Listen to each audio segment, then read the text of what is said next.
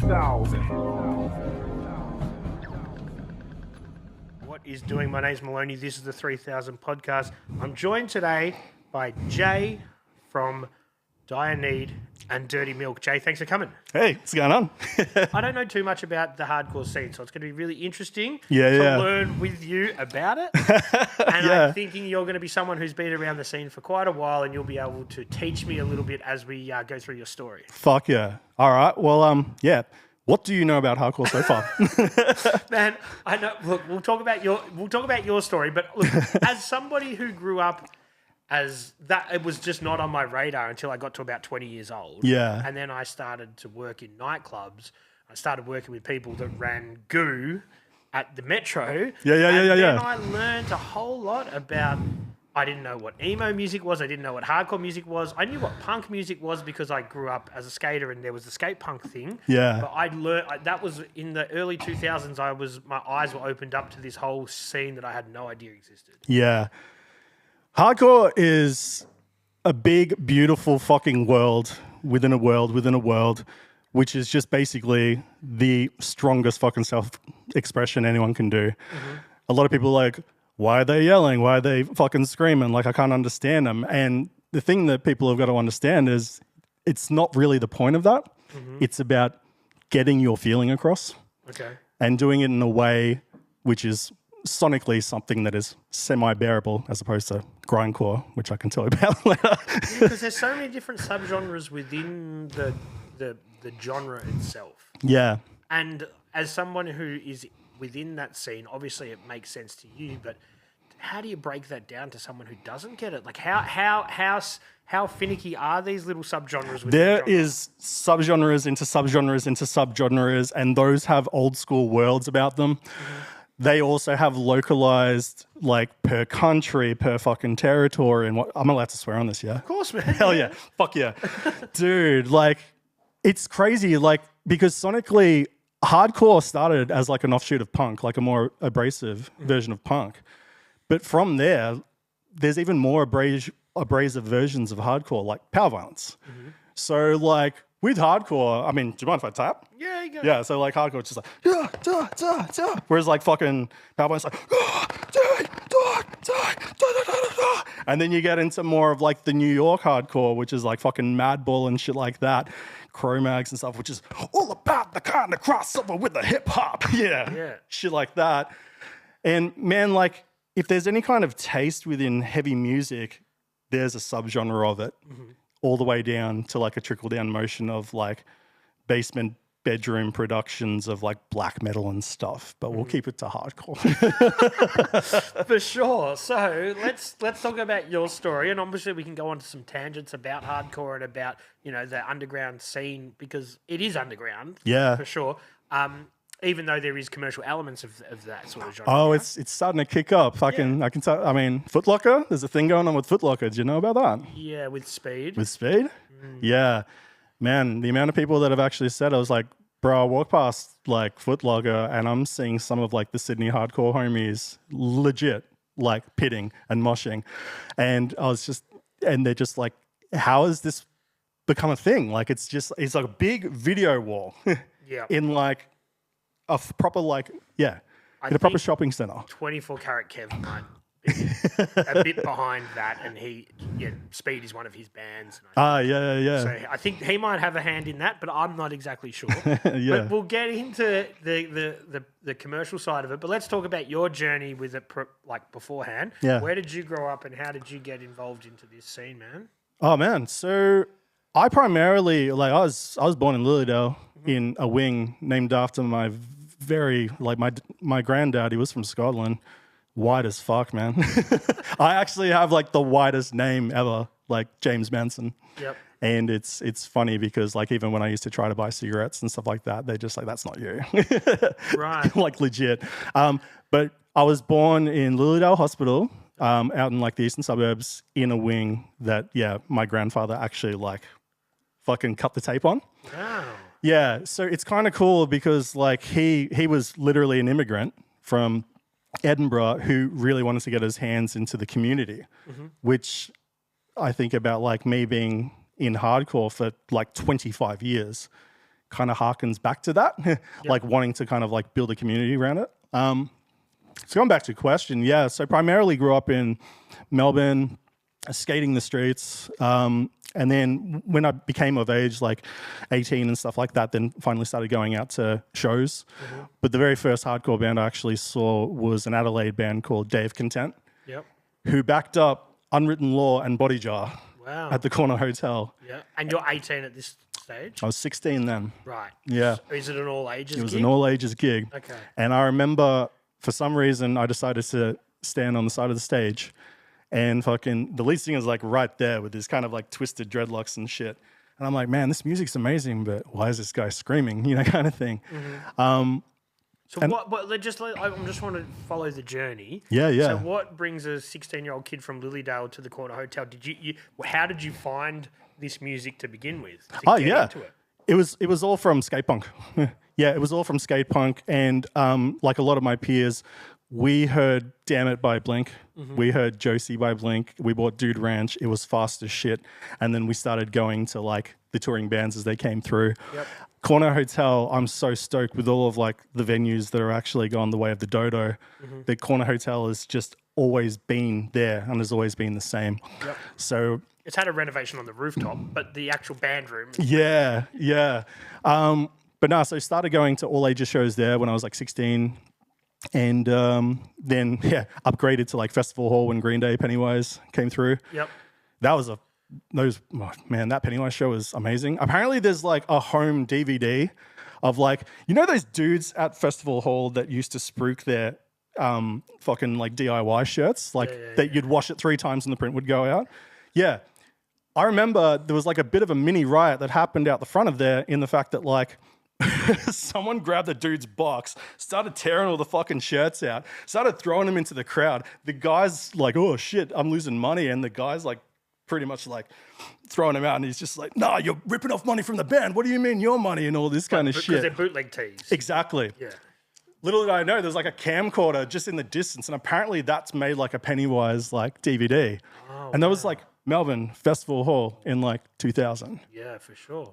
Yeah, I remember going to gigs when I was like not even old enough to go to gigs. Like with family friends, I went to see Pearl Jam and I bought a bootleg t-shirt for like $20. Yeah.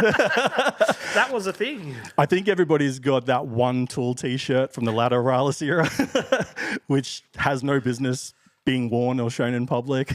There's something kind of cool about, look, those bands that are playing those gigs, obviously it's not cool to rip them off, but something kind of cool about the DIY bootleg sort of idea. Like, I'm going to make a quick buck out of this, and they probably just spend it on beer or something anyway. Pretty much, yeah. I mean, the last time I saw them, it was actually Bad Religion and Strung Out back in, I want to say 2007. That was a great fucking show. And they'd kind of upped their production a bit more. There was like 5 of them. And they actually had like not just the band's logo, they had a whole bunch of shit, but yeah. They still do it. You reckon people are still bootlegging like that? They're still doing it. Yeah, wow. Yeah, they're still doing it. It's I think they've upgraded and they're printing on Gildan now. It would have been Fruit of the Loom back in the day. Oh, hell yeah.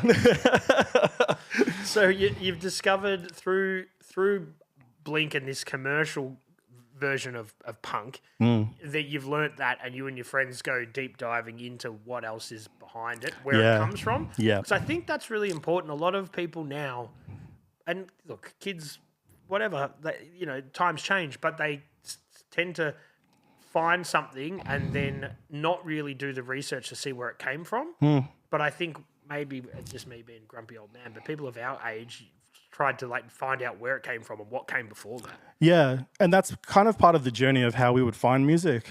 Like, I remember going to like Sanity and HMV in Burke Street, literally jumping trains just to get to HMV Burke Street, going through all of the CDs at the time, just to see if there was a band that I'd maybe have heard of in like the thank you linears of another CD, or just that someone had mentioned at school, and then just buy it. Because this was pre-Napster, Napster was a whole different situation, whereas like a bit more of a roll of the dice where like, am I actually downloading Limp Bizkit Eminem 182? Or is it going to be like some local band? I mean, there was a lot of beauty in that era, but I think the whole journey of like having to find out where things came from really does stem from like how in which you get into stuff. Yeah. Yeah. So you discover those guys, then you start diving in, and then do you come across... So, look, from my understanding, and I'm pretty amateur in this stuff, Yeah. the hardcore scene comes from around about California. Is that where it comes from? In that sort of the all ages shows there? Is that kind of, I don't know. It was kind of both like East and West Coast. Yep. Yeah. And both scenes, and we're talking about like late 70s when a lot of like the punk bands, you know, were becoming like either proto-punk or new romantic with the skinny ties and stuff like that. Mm-hmm. There was a lot of other bands that wanted to keep it punk, but then they went a bit harder. And both sides of like North America had their own kind of signature on how things were, mm-hmm. Because skate punk really did come from, you know, Southern California, San Diego. Really was of, you know, skating empty pools, the whole Dogtown thing, mm-hmm. And then. Oh man, it's just so much. Yeah. There's so much. Yeah, yeah. It's yeah, no. So you start to do your research and figure out, and then you start to open your eyes up to these other sort of bands. Yeah. At this stage, I'm guessing in the 2000s, there is definitely a hardcore scene within Melbourne, but you're too young. You're 16. You're old enough to go and find it. Yeah. The very first hardcore shows I actually went to, you know, you mentioned Goo. Yeah, it was at Goo. Yeah. Which was just like, hey, what is everybody doing on a Thursday night? Because we still have dial-up internet, you know. We still have like these really unreliable like Nokia 5110 phones. We want to go actually meet some people. We want to talk in a situation that isn't lagged. You'd go to a nightclub. Mm-hmm. And at the time it was Goo on a Thursday night. Yep. They also had Switch on the Saturday. Glenferrie Hotel. Yes. Mm-hmm. Yeah. Goo was insane. Goo was like such a massive place because it was like the Palace Theatre. Well, it was the Metro, but then became the Palace. Yeah.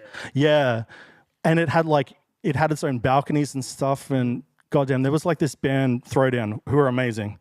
Yeah, speaking of like my version of old school hardcore, which is like the early 2000s, they played on that little atrium mm-hmm. with the massive like glass. Yep. With legit lasers and shit coming from like the main, yep. Fucking like, and they're just like, never back to. Is sick, and it was actually a really, really good place to start seeing what like Melbourne had to offer as far as bands, mm-hmm. but then also just like what bands you liked sonically, but then also the kind of people that they were. Yep.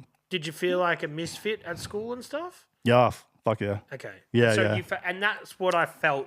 As someone who would go to those nights because I was working within that venue, it did feel a little bit like that. No disrespect to anyone, but it felt like a lot of misfits kind of getting together and kind of having something in common that they didn't fit in other mainstream places. Yeah, 110%.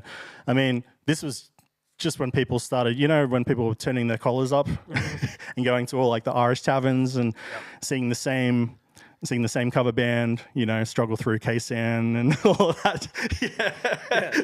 And then it's just like, am I going to do that by the local or am I going to, you know, like carpool with a couple of friends? But you know? Do you know what the funny thing is though?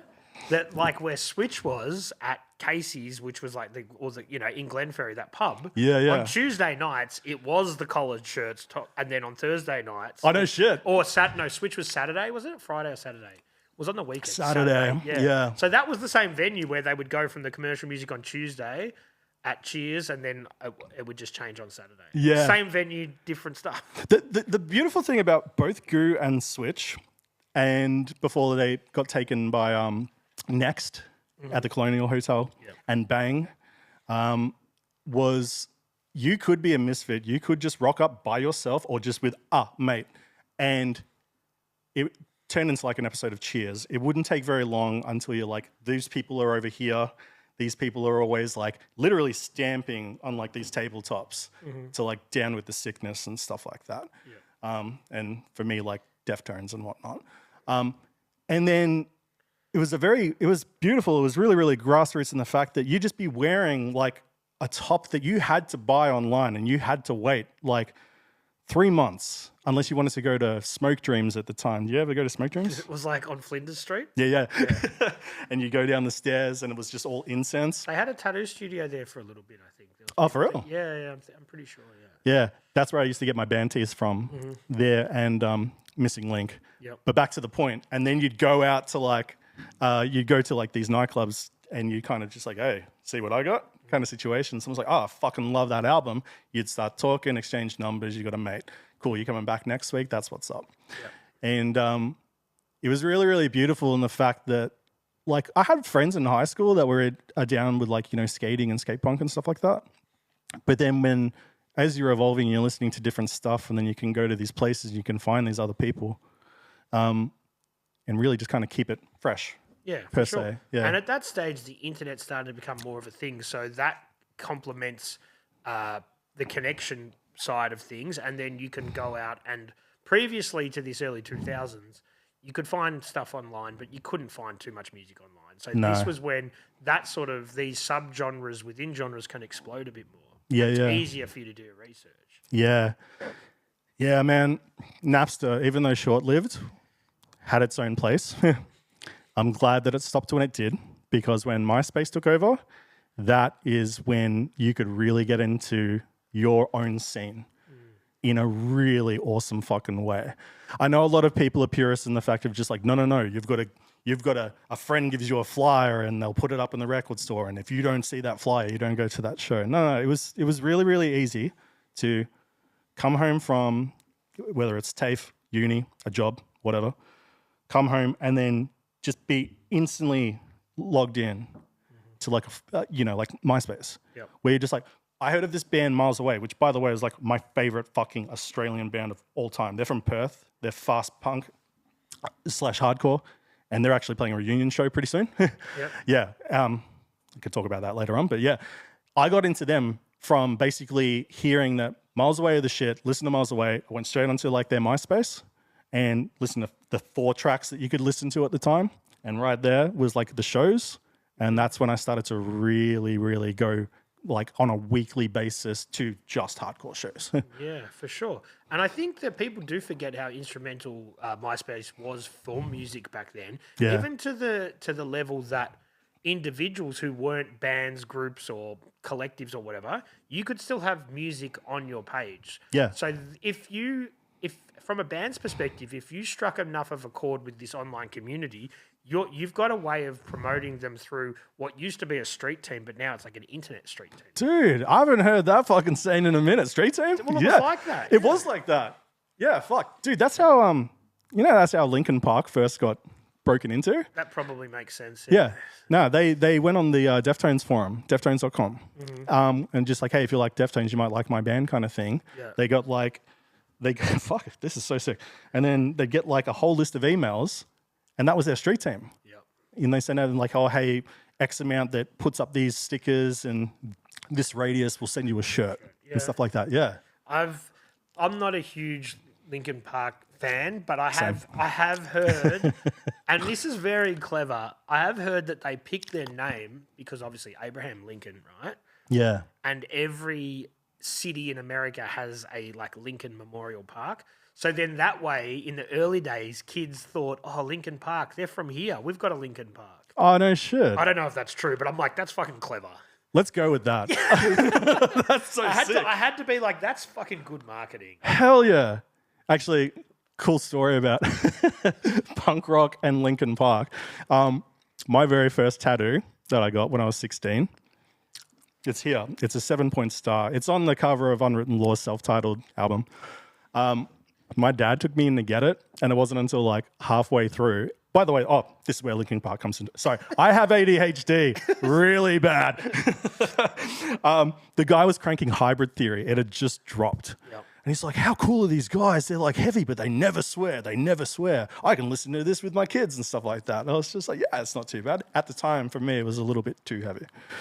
But yeah, fucking, and my dad took me in because I was 16. Is the nautical star, is that a thing in the hardcore, or you just picked that? Oh, no, it's like a proper, so if you imagine like, the pentagram, only it's a heptagram, it's like 7. Okay. Yeah. Yeah, that's cool because like the nautical star, that was deep in like trad emo and like skate punk. Tom DeLonge had he had a nautical style like bracelet before he got the whole sleeve put up and stuff like that. Yeah. Yeah, it's interesting. And then obviously the X is a thing that happened later on within, or maybe earlier, but I only became aware of it. People were doing that to show that they were straight edge. Yeah, bro. And there you go. So you're straight edge now? Yeah. There you go. You are? Yeah. Yeah, I'm straight edge now, but I wasn't for a pretty good during the goo era and the turn into the next era and whatnot. No. So explain to, like, I know a little bit about that, how that came to be, but explain to people that may not know the straight edge scene, what it's about and what it kind of, well, what it means to you, man. Yeah. Well, it's derived from the hardcore scene. It's basically like our version of sobriety. I mean, it is sobriety. It's clean living. You know, it's the counterculture to what was at the time. A lot of people were getting completely arse up drunk, shooting up shit, and just being a menace at shows and stuff like that. Straight edge is just sick. It's just a great alternative. It's just another place where people can be their fullest self, and which doesn't mean having to, dare I say, conform to what was at the time and still is a very rampant alcohol culture in this country, and in the States where it primarily started. Yeah. So do people, and I know this is going to sound somewhat ignorant, but do you find people like move in and out of this straight edge scene? Like, does that happen? I'm sure people do it and then they go, well, do you know what? I'm going to move out of it now. Yeah. Yeah. And as far as I'm concerned, it's just like whatever works for you, works for you. I know a couple of dudes that they were edge up until maybe 2 years ago. And then they just started drinking, and, you know, one of which went a bit crazy for a bit, and then another one who's just kind of like more of your social drinker and whatnot. I used to party way too fucking hard. It really was one of those things that all I can say is thank God for like the addressing of mental health these days. Yep. Because that had a lot to do with it. Basically, I used to go out and I used to just be so full of energy that there was too much energy. And for what I now know as being on the spectrum, legit, like being ADHD, I would go to these fucking clubs and I'd knock back like 5 beers in an hour straight up. And then just keep it going and keep it going and keep it going until either I passed out or my fucking wallet said no, you know? And 20 years ago, and this is me just assuming, but 20 years ago, like with mental health, if you went to a shrink, it's because like you were really in a bad spot, you know, and it was something that you'd hear like your friend's stepmom would do. Whereas I love that it's all it is just talking to someone because not everybody has someone to talk to. For sure. You know? And especially if you had no one to talk to, but there's a bottle load down the way, and you don't have to fucking think about the things you want to talk to someone about. Yep. That's all there was to it. So from you personally, you can only talk from your own perspective, you were drinking to numb the excitement, to level yourself out, self-medicating basically for your ADHD or... Yeah, 110%. Because I thought it was like more of like a trauma response to things that were going on at the time, but it wasn't that at all. It was really about like, I was always so full of energy, like on the constant, that when I would go out and I'm getting hit by legit like lasers, lights, dudes like, yo, man, I haven't seen you since last week and shit like that. Or, yo, have you heard the whole, like the new fucking record come out and all this kind of shit? Then you just get amped up and amped up and amped up. It's like, cool, party time, gas time, bang, bang, bang, bang, bang, bang, bang, bang, bang. And it's got its place and it's good for every now and then, but it was every fucking day towards the end. Yeah, for sure. Yeah. And that's not healthy. No, not for shit. Yeah, like legit.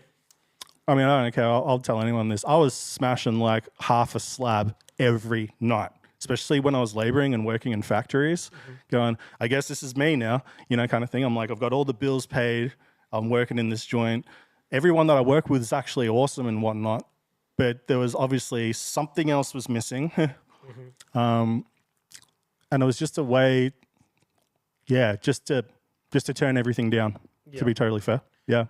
For sure. And it's what is super interesting about this scene is that a lot of other different musical scenes or just subgenres in creative stuff, people do go sober, but there isn't a subgenre within that. So that's what's really interesting about the straight edge thing. It's like I've noticed within the hip hop scene, a lot of people now, as they get to their late 30s and early 40s, are all sort of going sober for whatever reason, but they don't have a little club. You know what I mean? Dude, it's so fucking rad because like I first heard of straight edge like back in high school when I first started like listening to like hardcore. And I heard that there was a band called Youth of Today, and they scared the fuck out of me because they were all skinheads on the front. Yep. And I, at the time, was under the premise that all skinheads were bad. Yep. And I just went onto like a website. I looked up Ray Capo, who's like the vocalist, and he's like, I'm straight edge for me. You know, it is a healthy way to be. And he's into like Krishna religion and whatnot, which kind of aligns with like just basically like living your best self to awaken and all that kind of stuff. Awaken the soul. I forgot what I was going to say. No, well, you were just saying how you became familiar with the straight edge culture, and but you didn't want to take that. Oh yeah, the whole there's like a club with it, dude. It was so fucking rad. It was so rad when I was in high school, especially because that's when everybody first started drinking, and I didn't drink in high school at all. Were you diagnosed for your ADHD then? No. Didn't even know it. I'd heard that Wes Borland from Limp Bizkit had ADHD, and he took meds. And I was like, oh, that's probably why he's all crazy on stage and shit like that. Mm-hmm. That's the first time I heard of like ADHD. Yeah.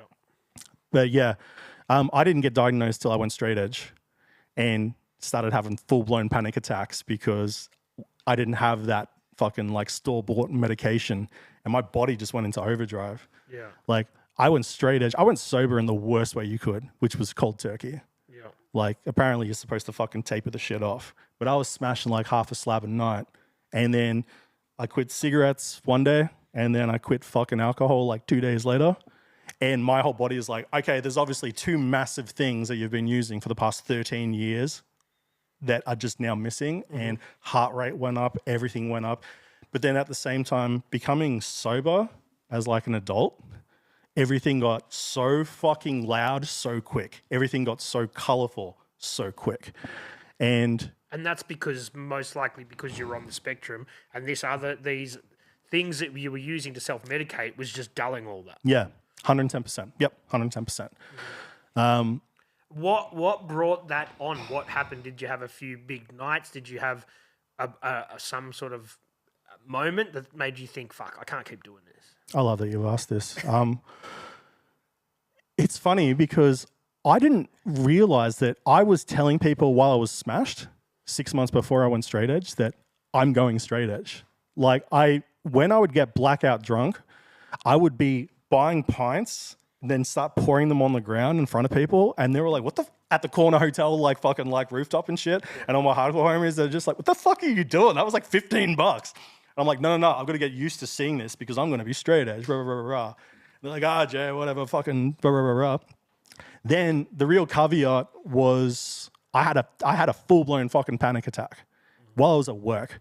I was working with this guy, and we all have him. And in retrospect, he wasn't even that much of a pain, but he just rubbed me up the wrong way one too many times. And I'm like, oh shit, I'm having a fucking heart attack. Like legit. It felt like I was dying. Were you bigger then when you were drinking? No, bro. So I'm like 110 now.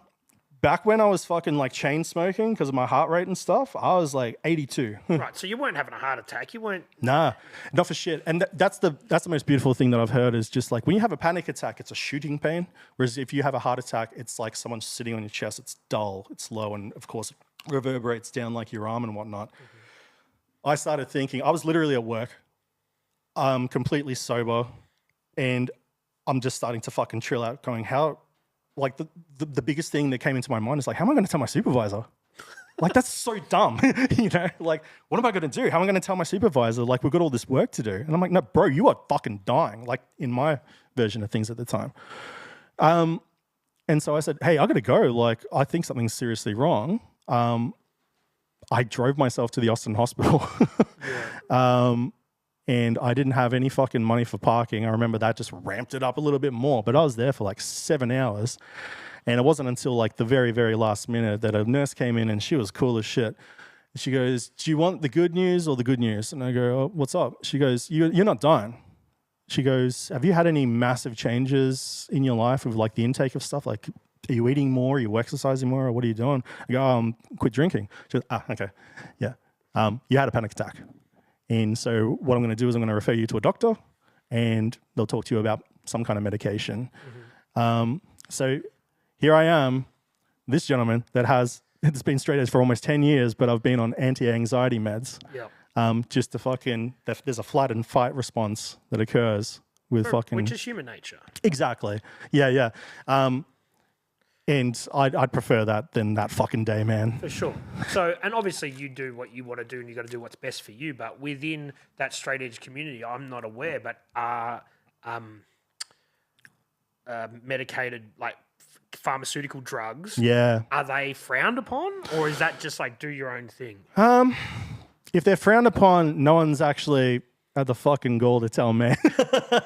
I think... No, I wasn't sure. I just wasn't sure. Like I think the best thing about straight edge is just like, you know, it's just the respect level that people give you when you say that you're straight edge. Like I had my 40th barbecue and had a whole bunch of homies over, and even after I expressly had said in the invitation, I'm just like BYOB, bring your own alcohol. I still had people fucking like sending me, you know, fucking text messages and whatnot, being like, yo, is it cool if I drink in front of you? Go, no, that was me way back then, pre-diagnosis, pre-everything. I'm fucking good, bro. I just want you here. I want you at my fucking house and we can have a good time, you know, kind of situation. Because I think there's a fair difference between a recovering alcoholic who really can't be around it and someone who chose to live a life of straight edge, which means that you've come to peace with it and you just choose not to be about it. Doesn't mean you can't be near it. Well, that's exactly right. Yeah. I do know like a whole bunch of like lifers, and I'm talking like never touched anything ever. And they live fucking beautiful, full lives. I kind of love the fact that I fucked up because everything that I'm doing now, which is a lot, just with like the businesses and shit that I run, all came from just like, hey, you should be dead. And what are you going to do about it? And then COVID happened where we lost 2 years worth of time. I'm like, okay, now what are you going to do about it now? Kind of situation. But now people are really respectful for it for the most part. Yeah. So then on your personal journey, you get off everything. Have you had any slip-ups or that's it? That was Nah, I have fever dreams though. Really? Yeah. Still? I had one 2 nights ago. 2 nights ago? Yeah, 2 nights ago where someone offered me a fucking beer. And I was just like, oh, yeah, might as well go for it. And then I remember I had it in a dream, and I woke up in a literal cold sweat, like, oh, fuck. It's like my body was like, it was just remembered like through the dream and was just like, what are you fucking doing? Yeah. On a personal note, do you think you couldn't have one beer? Do you think that would... Definitely, yeah. So I did some modeling acting, very freshly from being straight edge. And it didn't take until maybe 2 years ago where I did a fucking like riverside camping fucking situation. And the director's like, okay, guys, so yeah, what you're going to do is you're going to take a big swig of beer and then you're going to look at the river kind of thing, to which I'm like, I don't drink. Not even remotely. Not even a little, not even a lot. Not even on camera. Not even on camera. And he kind of gave me this weird look like, well, I'm asking this of you. And I'm looking at him like, I don't think you understand, you know? So he goes, well, just pretend if you want, like put your thumb over it. And even then I was like, man, fuck this guy, you know? But I did it and my liver went fucking ballistic. Like, you don't think it's psychological? I reckon my liver was definitely, the psychology of it was just like, my liver had this crushing pain as I did that scene, which is like, don't you fucking do it. Are we getting ready to go back into fucking dark territory? But that is similar to, I think somebody, maybe I used to do it, take pills, right? Yeah. Now, if you put another kind of tablet in your mouth now, you start to... Because your body knows that's bad for you. Yeah. So I feel like it might be a bit of a sort of similar kind of situation to that, where it's like a muscle memory thing saying, nah, this is no good. Yeah. No, that's a very fair call. Yeah. I mean, for me, I just love everything that's happened since becoming straight edge. And the things that fucking have come out of it There's just been so much good. And it's actually how I pay my bills now with all the shit that I made after becoming straight edge. So when you were drinking and when you were living that sort of life, were you doing the band stuff? Were you a vocalist then? Were you doing anything like that? Yeah, which is really interesting too, because quite recently, like Die Need is like a live band. We've only been playing for about a year, off and on, but I've been writing those songs since 2010. The very, very first EP, Homecoming, I was a full-blown alcoholic, and I can hear it. I can hear it from the tones that I use, the riffs, the sturgy sludginess. Even lyrically, it's a fucking mess. But I used to fucking play shows like at the Art House. Did you ever go to the Art House? Nah, but I'm familiar, Yeah. I've been there, but not for hardcore gigs. Yeah. I used to smash pints on stage at the Art House, and it would fucking go everywhere and whatnot. And people would, because the bar was right down off the stage, so people would just keep giving them up as well. Mostly because I asked them to and whatnot. But yeah, fucking yeah. So when you start going sober, then it becomes easier, and I'm guessing that's sort of when you ditch your full-time job and you start to go. Yeah. Into your creative pursuits. Like you said, you did a bit of acting, modeling stuff. Yeah. Photography, like where do the creative pursuits go after you start to get into that sort of more clear headspace? I'd already started Staunch Apparel, which was just my version of Vans, only more Australian, which is this. Mm-hmm. And that already kept me pre-planning, kept me going, okay, on this weekend, you're going to do this photo shoot on this other day. You're going to be doing this meetup. You're going to be going to the AS Color store that just opened up in, Fitzroy. It became like a world around it, even before like I properly launched it. I've had Staunch Apparel for like 10 years in September. And I was thinking about this the other day. I've had a lot of pinch me moments, like even knowing that I was coming on this. I was like, fucking hell, man. You'd be dead. If I was still doing what I was doing, I'd be dead or in jail. 110%. Yeah. And so I started Staunch Apparel, which really got me focused on like talent management as well. So recruiting people, and started doing photography. And so my number one sell at the moment is photography, mostly boudoir. And also that's blown up a lot, that sort of stuff, hasn't it? Oh, fuck. Yeah. Yeah, dude. Man, like, my biggest year of photography was just when we got out of lockdown, and everybody started like either pursuing like modeling contracts or getting married, so they get all their wedding photos. But then also started OnlyFans, and I was getting booked left, right, and center. Just basically, coming up with these sets that people can then put on their paid sites and then make good bank, and then they make the bank and then come back and whatnot. And then we went back into lockdown. But they had already had that kind of situation sussed out. They already had the stuff that they'd shoot with me and whatnot. So they could still live off that, when certain things like the dancing clubs and whatnot weren't open yet. Yeah. So the whole OnlyFans thing is crazy. Like, it's only really blown up in the last few years. Yeah. But from my understanding, these people can take photos, which they're using someone like you, which essentially just hooks in the consumer. Yeah. And then when they get in there, then they start to get more money out of them. Kind of. Yeah. Is that kind of how it works? Yeah. To a problem at the moment, because a lot of them, like a lot of like the OnlyFans models, they're actually employing third party people to talk to the subs. I know, yeah. Yeah, right? And a lot of the time, they might be talking to a male when they think they're talking to a female. Exactly. And, you're getting people hitting you up at like 3 a.m, even though they're based in Sydney and whatnot, and just be like, oh, hey, I just saw that you're online. I just saw you're up. Did you want to buy like, this set and stuff like that? That's the biggest problem that's happening with OnlyFans at the moment, is like people know. People know they're not talking to who they subscribe to. The thing is, look, man, that's where you make your money, so I'm not going to have a go at it too much. Oh, not for sure, But it's a pretty fucking toxic whole vicious cycle. Yeah. You've got the people that are putting themselves out there, which is one sort of thing, but then you've got the people that they're sort of preying on lonely people. Yeah. The whole cycle is kind of, Yeah. Everyone's getting something out of it, but is it for the best? I don't know. Yeah. Yeah, shit, that's a really fucking good question, man. Yeah. No, look, I don't want to shit on it too much, but do you know where I'm coming from? Yeah, I know. Yeah, I know exactly where you're coming from. It's pretty toxic. Yeah. But it's not going anywhere. Yeah, well, that's the other thing too. although a lot of the creators, they've already started to like frown on OnlyFans because of OnlyFans have just been changing their rules left, right, and center whenever they please. Right. And it really started with when Bella Thorne made an OnlyFans. I remember. Yeah. Yeah, and it was some crazy amount per month, but she was barely posting on it, and when she did, it was just things that people could see on her Instagram and stuff like that. And then OnlyFans changed their minimum payout of like how much someone had to make per month to actually cash out their money. Yeah. So there is a lot of survival work, which ties in with the sex industry with OnlyFans, of course.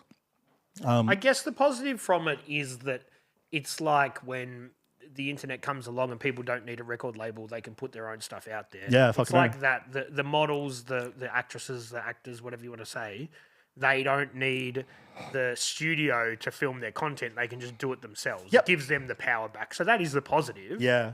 Yeah, absolutely. The fact that anyone with a phone, and like a spare like couple of hours, there is quite a bit of like with creators that actually just do their own stuff. They don't have a person like me. There's a shitload of admin. It's a shitload of marketing.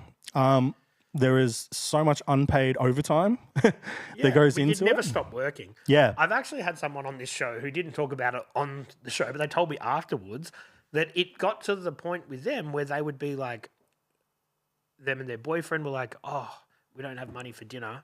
I'll go chat up some dudes. I'll send them some photos. They'll give us some money. We'll go out for dinner. Yeah. That's crazy. Yeah. I had no idea until she told me that. That happens a lot. That happens a lot. Yeah. And it's a very, very quick turnaround too. Because it's the same thing with, full service workers that have regulars. Same situation. Yeah. It's like I've got these people that I could hit up and then, it would just be a very, very quick transaction. Pardon me. And money in the pocket straight away. How do you shoot that stuff without coming across as like a sleazy dude though? Is that hard? Do you know what I mean? You know what's funny? It's really not. Yeah, because it's just business. Yeah, I think a lot of it has to do with the fact that my mom. Fuck, I'm so glad you asked this. My mom was like a fucking supermodel. Okay. Like went to Miss Universe as Miss Papua New Guinea. Wow. Back in '82. Yeah. And I remember when I was young, and she never talks about it, fucking ever, but she's got all of the old Yamaha ads. She's got all these old like posters and stuff in like her walk-in wardrobe. So you forget, like I would forget that she was a model until I walk into like her closet. But I remember just going through and just seeing the way that she was captured. And I'm like, that's my fucking mum and my mum's fucking sick, kind of thing.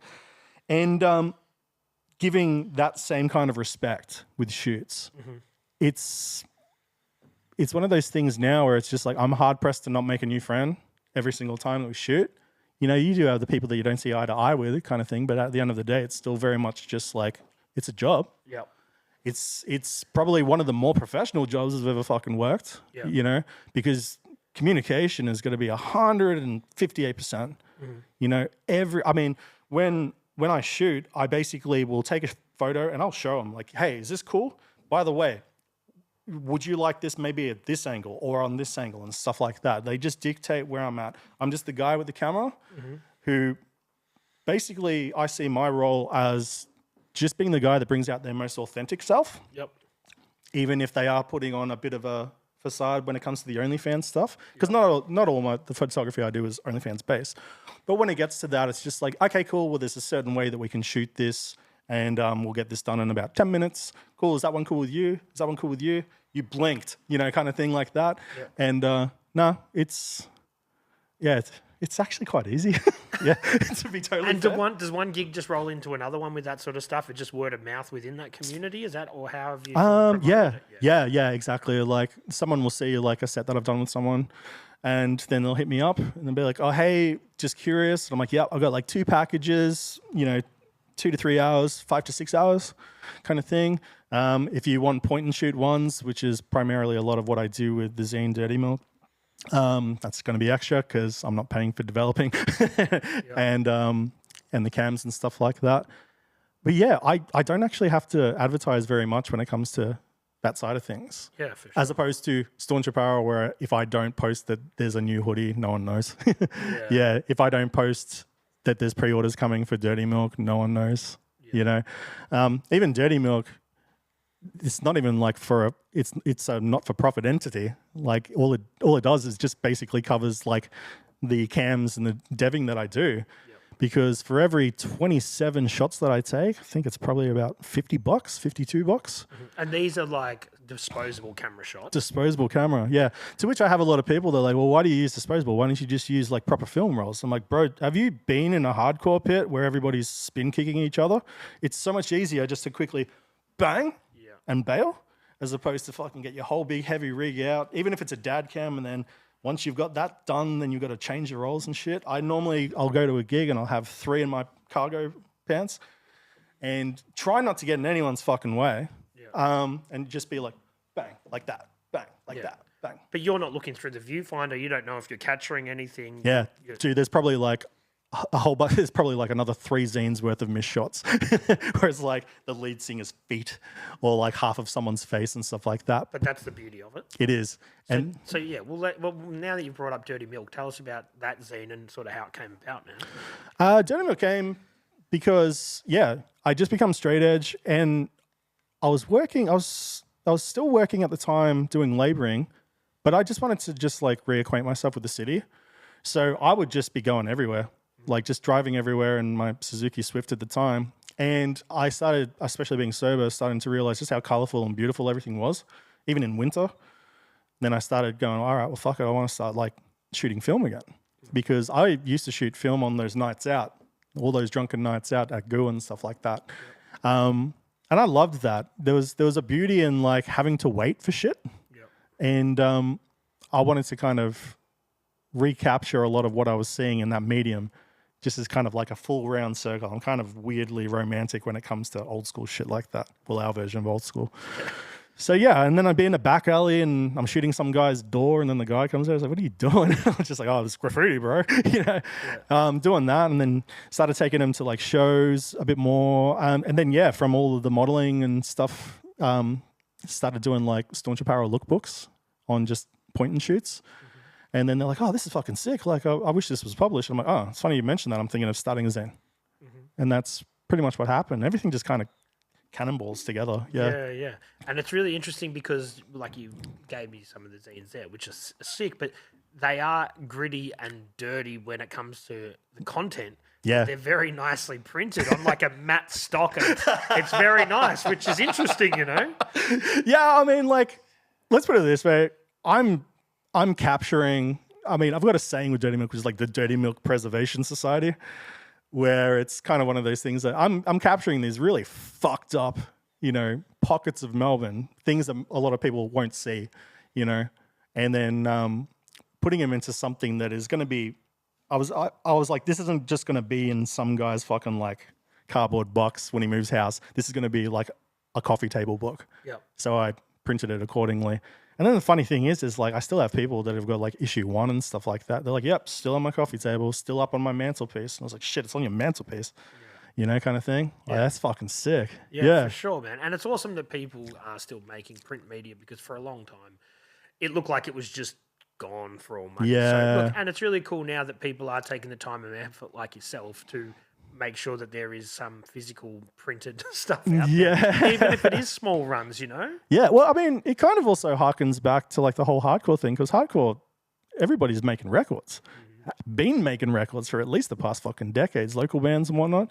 Even the things that I've bought of new releases have been cassettes. Yeah. It's just so cool to actually pay for something and have the motherfucker, Yeah. as opposed to like, oh, I've got like Apple Play's got the fucking But that's the whole thing with the records becoming popular again, is that so many people are buying them. I don't think necessarily people are playing them, but they're purchasing them. Oh, dude, I can tell you right now. So I had like 52 records with no record player. And the reason that I bought it is because like I'd love these things like fucking De La Soul and whatnot, and then fucking like Descendants, like Milo Goes to College, Blink-182 Dude Wrench, Deftones Around the Fur. Some really, like even first pressings and shit like that. Never played them. But what I did do, I'd always open them because I'd like to look at how they did the linears as opposed to like a fold out. Yeah. Because I used to love that shit. That's how I like got into so many bands and so many like scenes and hearing about things. It was also, you just go through the linears and you see the thank yous. Yeah. And what about with the dire need stuff. Yeah. After you started doing the zines, did that take a back seat, or are you just still doing that as much as you were previously? It's funny. I didn't realize just how much I was focusing on just dire need last year until I took a break this year. Because dire need is just an entity unto itself where I write all the songs and then I just have homies, like some of my most trusted fucking, dudes that I can hang out in the room with, fucking play. Yep. So it's now coming up to like the third iteration of a lineup of homies that are down. Like I trialed, not even trialed, he's in. He's so fucking in. New drummer last night, just him and me. Yeah, smashing out some of the old set lists because we got some shows that we're going to start playing again in September. Yep. And then some of the new stuff too. But yeah, being in a band, it's a big deal. There's a lot about like anyone that's creative, you'll know just how much admin and forethought goes into every single thing you do, even on the surface. If it doesn't look like it's that much, there's a lot of shit. Yeah. And I mean, even being in a band, you got to not only organize the gigs, but you got to organize if someone pulls out of the lineup, and then you got to organize if someone such is sick, and if someone's got like their guitar's not working or anything like that, and yeah, if they're still feeling it, it's like this constant filling of a cup. Yeah. Yeah. And when there's not much money in it, it's hard, man. There's shit all money. Exactly. Shit all money. Yeah. Having said that, shout out to like the Last Chance Rock and Roll Bar because they fucking pay well. Okay. And they're all over it. Their call sheets and everything, amazing. Yeah. There's some other ones like, oh, hey, yeah, you can play here, and if you can just get the entire lineup together, and this is what you've got to do for marketing. It's like, motherfucker, what are you doing? We're getting people in your venue too. But yeah, there's some really, really good entities out there in Melbourne that do host bands. Yeah. I think the Bendigo did a lot of hardcore shows. I think that's just closed recently. It did. Yeah.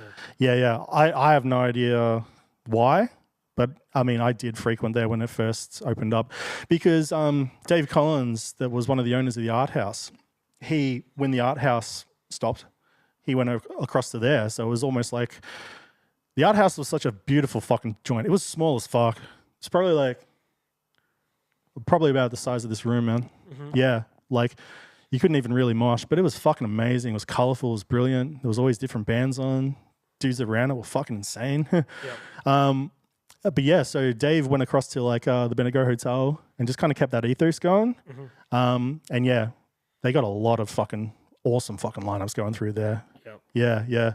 You got to think from a hospitality mindset, and I know not everybody that goes to hardcore gigs is straight edge, but that's not good for the business model when people aren't buying booze, man. Do you know what I mean? I mean, we buy soda. Yeah. Yeah. I mean, there's got to be something in the ticket sales that come into it too, but that's just, but when it comes from a venue owner's and then the promoter's perspective, like generally the promoters use that ticket door money to pay the bands. You know what I mean? Yeah. So it is, you've got to see from that perspective, the business model is tough. Yeah. Having said that, I mean, like there's quite a few straight edge people in Melbourne, but there's a lot more that drink. So yeah. I think we take the good with the bad on that. I know it's the whole straight edge thing isn't a gimmick, but do you find that it goes in waves of popularity like a lot of things do in sort of subgenres and that sort of thing? I wouldn't necessarily say in waves. I mean, there was a point, I remember when I first went straight edge, there was a lot of straight edge clothing labels. Yeah, that, had like, Never Again and fucking Do or Die and shit like that. Not so much now.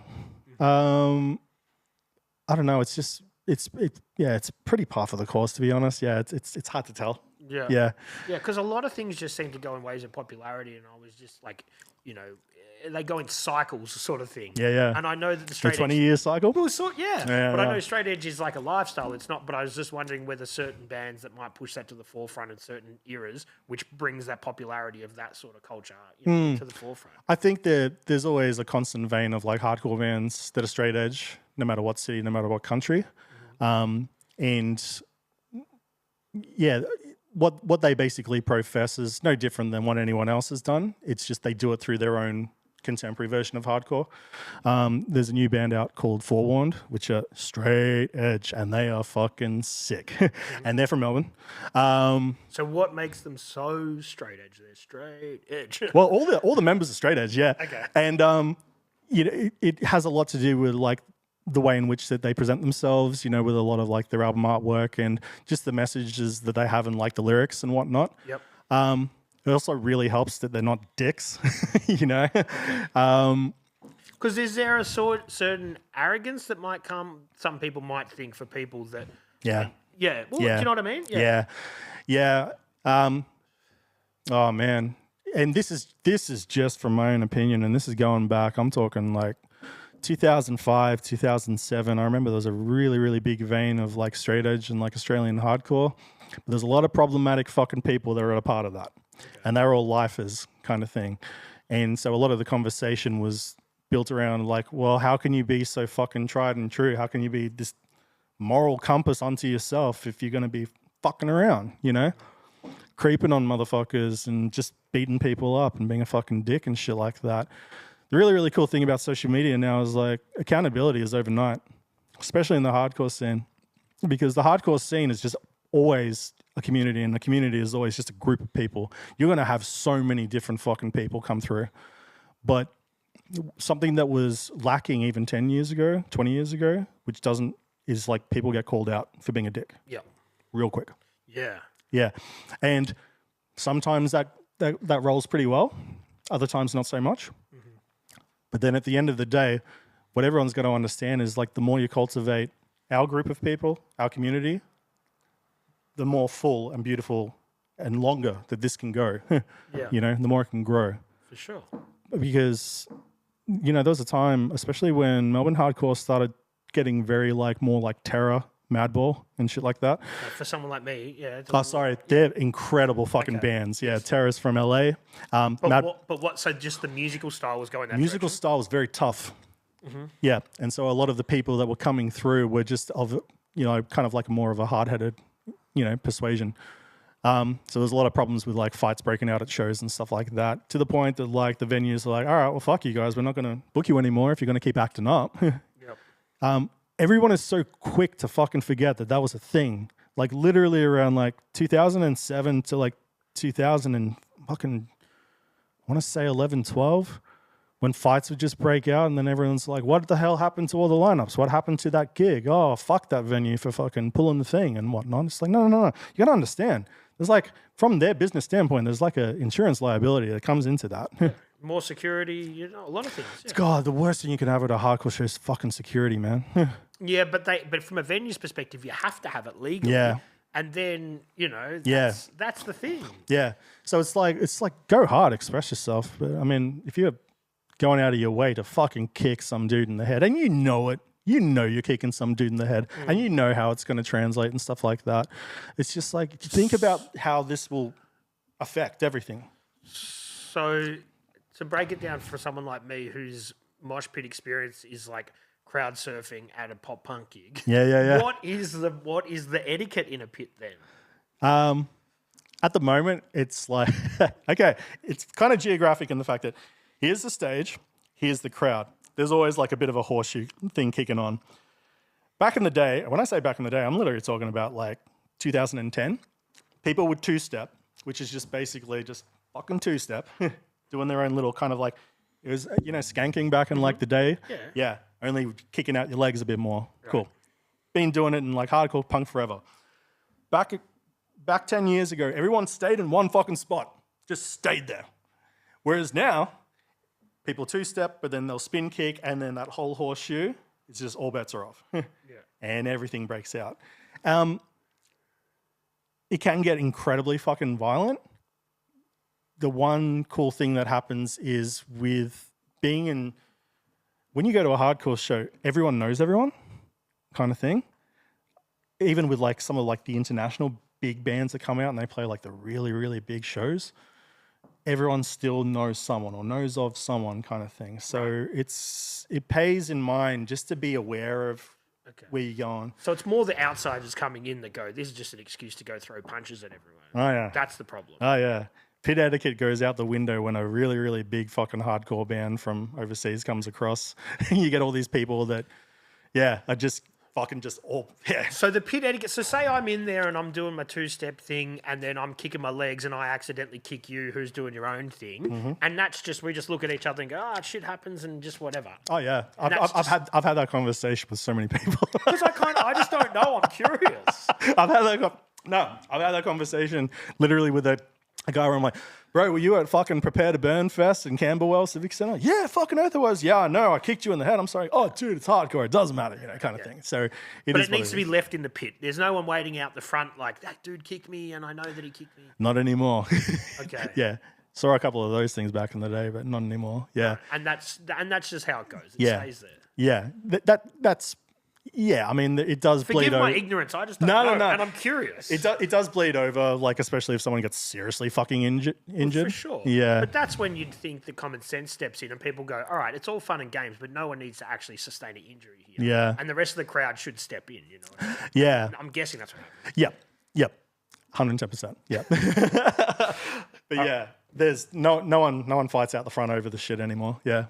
Good. Yeah. All right. We've just done an hour, man. I'm going to take a quick... Let's do it. We're back. Hello. We've done an hour and we're going to keep chatting.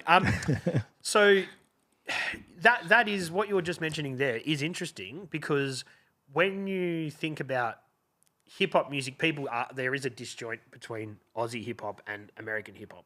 Oh, yeah. I just mentioned that I primarily listen to American hip-hop.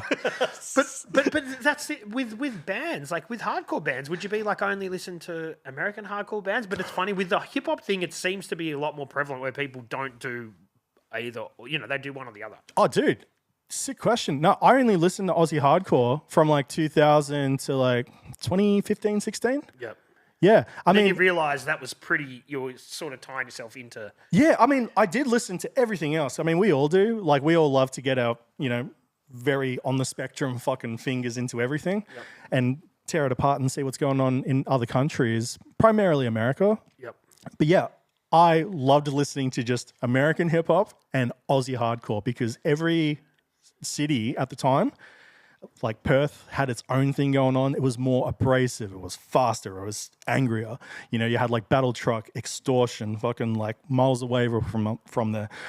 Then you had Sydney at the time, which was like Relentless and Bad Blood. And they were more just kind of like the older dudes, that were more anchored in, what was kind of going on in, say, New York and stuff of that persuasion, DC, more of the tough guy kind of thing, but still rad guys because they live by the fucking beach. Yep. And then Melbourne had, because we're surrounded by all of this kind of stuff, we were really like a bit of a crossover of like hip hop influenced, just like terror riffs and stuff like that. And I know I've mentioned Mabel and Terror a lot, but believe you me, back in the day, there was a lot to it. So say some kid comes up to you who has never listened to hardcore music before, and they're like, "Man, I just saw you guys play. I love it." What would you tell them to do as far as go and listen to, or who would you say, "Okay, you like hardcore? Go and listen to this." Oh yeah. Well, I'd pretty much get them to listen to the local stuff first because there is so much amazing like local produce to the fact that like even that's segmented. Frankston's got its own thing going on with Singing Bird. Have you been to Singing Bird Studios? No, but I'm familiar, Yeah, sick. Super sick, yeah. So Frankston Hardcore has like Fever Shack, False Dichotomy, 8 Count. See, this is when I get punched in the face with my ADHD. Just trust me, go to a Frankston show because Frankston shows are off the fucking chain, yeah. But I would say just listen to other like, if you're interested in listening to like other bands, listen to the ones that are in your city first. Yep. Because they're the ones that are going to be playing the most that you can actually go and see. And it's not going to cost like fucking $40 to $70 for an international. The interstate shows and lineups they get put on, really reasonably priced. So it pays to like listen to like your city first and then just kind of like branch out to the rest of the country. Yep. And then listen to the international stuff. Okay. Yeah. And is it mostly rooted in the US? But obviously there's scenes all over the globe. Yeah. But that's where the predominantly the hardcore scene is. It is very, very much everywhere. I mean, it's only as big as like the country that holds it. Yep. Japan's got their shit together in a massive fucking way. Yep. just like Southeast Asia's appreciation of heavy music, like hardcore and punk, is fucking huge. I feel like they just appreciate all like subcultures. Yeah, though. man. Like they really do a lot of different subcultures very well. Yeah. They get deep in it. They do. And they have these like fests, which is like, 10,000 people with water cannons and like a military lineup between them and the band. And like my friend's band, Crown Kings, back in the day fucking played that. Wow. They played that, and then they played some complete sweatbox of like a tin garage, which apparently was the venue where they all had to basically get down to their underwear and fucking make it happen because it was so hot. Yeah. Yeah. Every scene is only as big as like the actual, the country that holds them. America's got, pretty much like the birthplace of hardcore. Yep. So they've got so many fests going on. Almost every other week there's another one that gets like announced, and it's all fucking bands that are amazing. Yep. And it's almost too much of a good thing. Whereas like when we get like international bands that come across here, it's like, fuck, you got to make this count. Like when Drain comes out, remember that one song that they're going to play? They're going to play it last. Get your shit together, because make it fucking count, because they're not going to be back for maybe 2 years or whatever. Even Terror, they're coming back after, I think, 4 years, I want to say. Don't quote me on it. But yeah, it's kind of cool when we do get international bands come across. Yeah. And you really give them the love, really give them the appreciation that comes from, I will not be able to see you for another few years unless I go to this fucking thing and I do, my expression in the way that I see fit. When you've obviously been to a lot of gigs and you played a lot of gigs yourself, what's some crazy moments that have happened in a hardcore show that you could think of off the top of your head, man? Okay.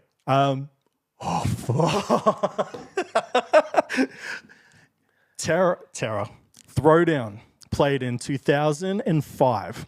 They played the Colonial Hotel. It was at Next, which was what took over Goo. Colonial Hotel, before they had that big dopey fucking lighting scheme that they've now put over the main dance floor, it was just 3 tiers of balcony. Yep. There were dudes that were jumping off the second balcony, not where I was on the first, but the second balcony, onto this weird bell thing, which I can only imagine was from when they built the hotel, and it used to be over like a fire pit, jumping onto that, then jumping into the crowd. And the crowd's looking at the stage. They don't know what's coming. So just dudes were getting taken out left, right, and center. There was this young African-Australian kid, and I wish I knew where he is now, but his name was Blaze. First time I ever saw someone head run. Have you heard of head walking, head running? I can imagine. Yeah. Okay, it's literally how it's literally how you picture it. Everyone's watching Throwdown. They're like, I'm having the time of my life. I'm smashing on the stage if I'm right next to it because there's no security.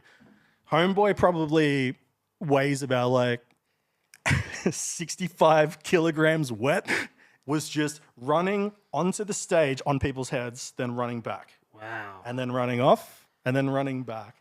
And then Dave, the vocalist, just kind of gives them that look, fuck yeah, man, kind of thing. It's like, oh yeah, you like that? And again. Then there's like, I want to say a bodyboard came out of fucking nowhere, but it probably wasn't a bodyboard. It was just something to surf It was just something else. And just when you think that like that's as crazy as the shit is getting, then I was like, oh, people are jumping off the 3rd tier now. Yeah. And I was just like, oh, okay. Yeah. But it's all in good fun, and everyone's. It was all in chill. good fun. Yeah. Man, that was fucked. That was so much fun to see. That's the cool thing about hardcore shows too. It's just like when you go to a show, you just watch everybody doing their thing. Yeah. And look, obviously, it kind of goes without saying, but hardcore is anti-racism. Everyone should be anti-racism, basically. Yes. But there is subgenres within that where people still have racist ideologies, and I'm not saying that represents you at all or your band. But that still is a thing, isn't it? Yeah. Sadly. Yeah. Primarily not in hardcore. Okay. More into like bedroom black metal and things of that persuasion. Yeah, you do get those characters that are at fucking shows, and yeah, fuck. Everyone knows who they are pretty quick. Right. They just yeah. Yeah, and they get ousted in the way that you'll never see them at that fucking venue again. Yeah. Like legit. Yeah, no, racism in hardcore, I don't know, man. When I got into hardcore, it was really just about the community, and everyone was really fucking rad. I never really got that with hardcore. Yep. I got it when I went to other kind of gigs. Yep. Yeah, more metal gigs and shit. Right. You know, it's just primarily just fucking dudes in black shirts that fucking listen to fucking some Norwegian church burning shit. Right. Yeah. So that Norwegian black metal church burning thing. That's a whole fucking weird thing, and it's weird that went for as long as it did. Dineade's second show we played was actually it was filled in because the original lineup actually had some motherfucker that was doing that, some solo black metal racist artist and arsehole. And then when he got found out that he leaned so fucking far to the right that he would fall over, you know, they got him out. They gave it a couple of months. I remember even like the build up to playing that gig. Like we had just played our first show with Terminal Sleep. By the way, listen to Terminal Sleep. They're amazing. Yeah. They've got the female vocalist. Yeah, Beck. Get Beck on. Yeah. No. She's popped up in something the other day, and I remember checking. Yeah, the pitch of discontent. That's it. Yeah. Fuck yeah, man. Fuck yeah. Also, there's a really, really cool podcast like Oblivious Maximus. I'm not familiar with that. They're hardcore guys. Mm-hmm. They're hardcore guys. Yeah. One of the guys is like a guy I used to get drunk with, Solo. He's like a fucking stand-up comedian. Yep. Yeah, he can tell you some stories about hardcore. Yeah, cool. Also, forget what his first name is, but his last name is Osborne, and he is the guitarist of Extortion. Used to be in Outright. I think he's just joined Geld. Yeah. Great dudes. Get them on. Sorry. What did you ask me? I was just, no, we were talking about how that Norwegian black metal thing. Oh my God. It's sort of, but I'm guessing that's people would get the like church burning tattoos and all that sort of stuff. Yeah. Like, it became like a real thing for a while, didn't it? I shot a model that had that. Like a church, like a burning church on her back. Yeah. Just like I had another model that had the human centipede. I know, right? Okay. Yeah. There's nothing sexy about that. Yeah, no, that was fucking interesting. I was like, I've never seen that movie and I don't intend to because I hear it's bent. And then she's like, yeah, man. I was like, fucking Jesus Christ. That's the thing with that OnlyFans sort of stuff. I guess it just goes to show that there really is a market for all sorts of niches when it comes to body types or what they're into and all that. Oh, fuck yeah. I mean, it's funny because like, remember Suicide Girls back in the day? Yeah, that was the early days, like the early internet sort of stuff. Yeah, still around. I did a set and it got approved. It's like $200 USD they pay. Yeah. And you'd think in this day and age with like TikTok, the OnlyFans, Fansly, oh man, I could just rattle them off. Many of it's the whole fucking situation, even down to just someone posting on their Instagram or Twitter. A lot of people have tattoos, but Suicide Girls still is all about it. But is it because they were kind of like that sort of first platform for those alternative models? I'm guessing. Is it because there's like a nostalgia about it? Maybe? Yeah, I think it's. I mean, there probably was print magazines, but this is from the internet, and then my first time hearing about that. Yeah, Suicide Girls. They actually had a run of stickers. I remember when they first put them out. And I love this fucking saying. Missy Suicide, who actually started the whole thing, she came up with it. It's like, one day you will be nostalgic for now. And they put it on shirts and they put it on these stickers and stuff like that. The very, very first run. And I think about that so fucking much. Yeah. Yeah. But you got to enjoy the moment. That's exactly right too. Yeah. It's a beautiful thing to really get into the history of everything, but it's another thing just to be there in the moment. Mm-hmm. That's something that I really, really love about hardcore. And I hope that people understand when they see me shooting at shows. I'm very much in the moment, but I'm not like someone that's got their phone out the whole fucking time. Yeah. You don't really get that at hardcore. No. Which is fucking brilliant.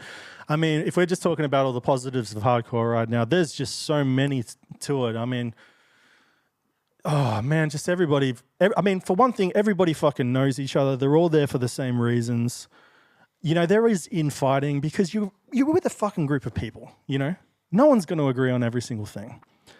But it's just beautiful that we have this. Mm-hmm. We have this fucking subgenre that has been going on for, Christ, what? Almost 50 years now? Yep. This is almost as long as hip-hop.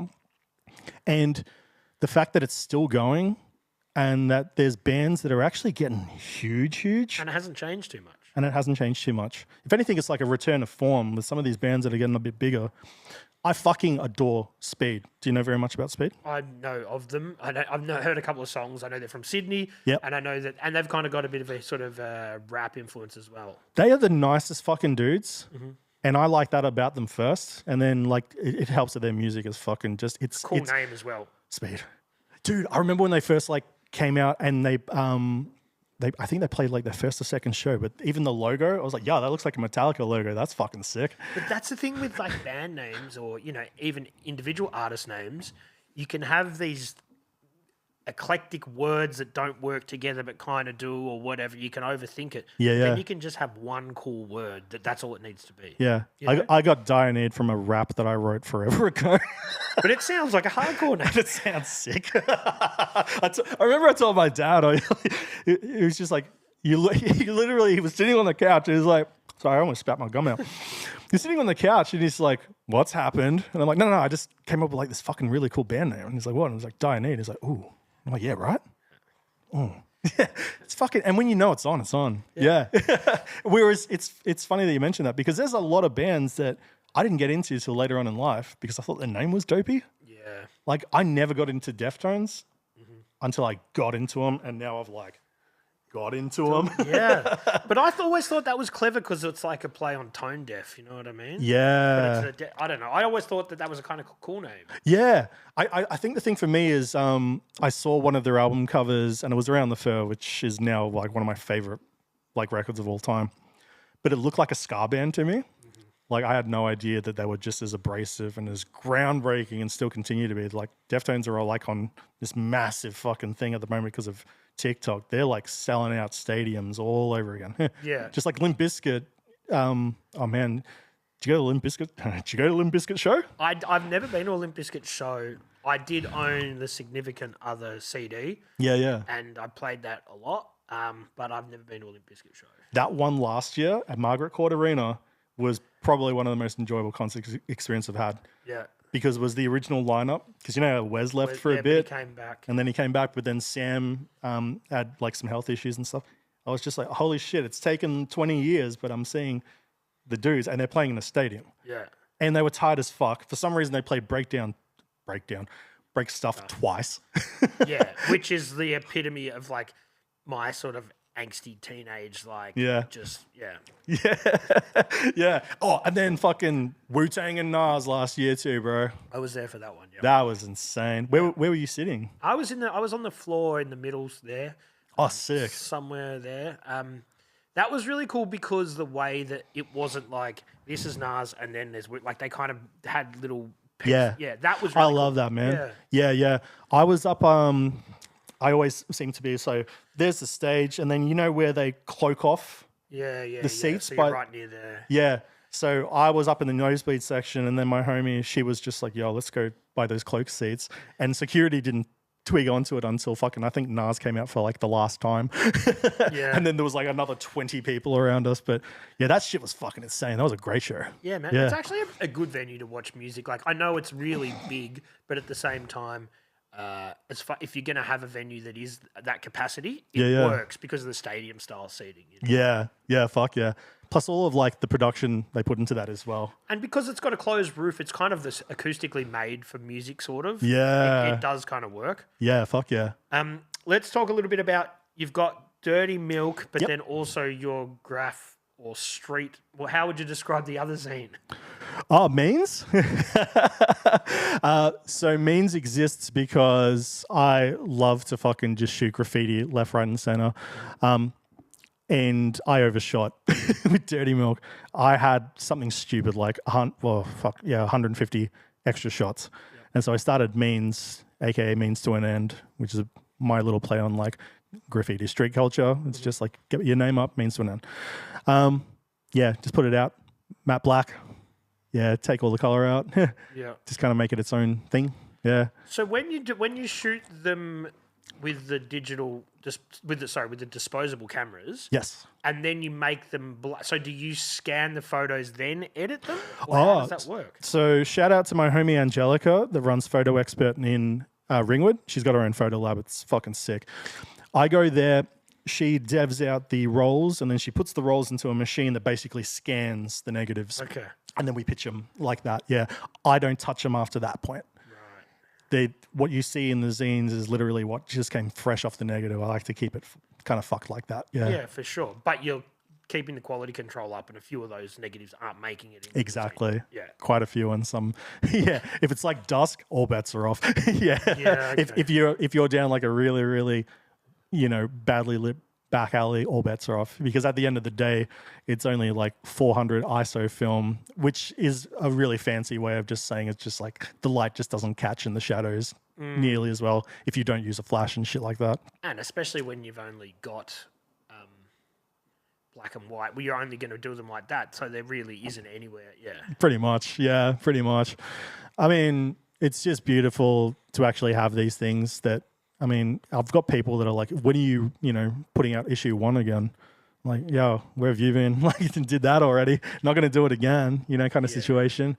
But then even just to kind of like look at like how people were dressing back then and shit like that too is really cool. Because even issue 1 went in like 2016. Yep. Yeah. And then just the ever-changing, landscape of like Melbourne as well. It is. Yeah, it is changing.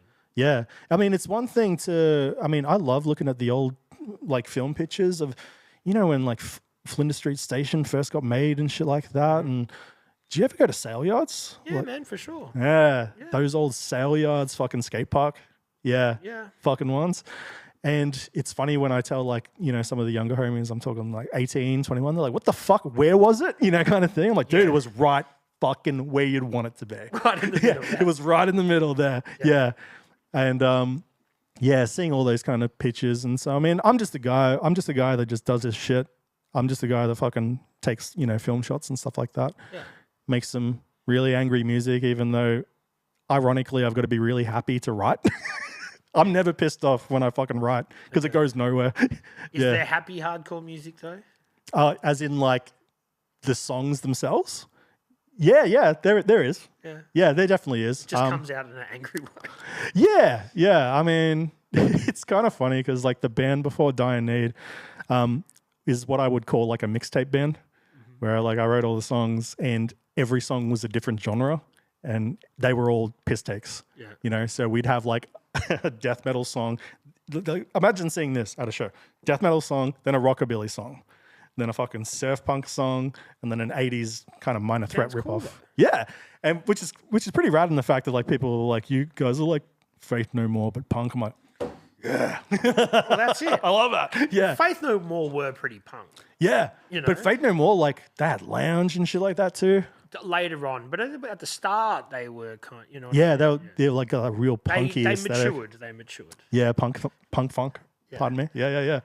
Do you want to tell people what's coming up for yourself, for Die in Need, for the zines in the future?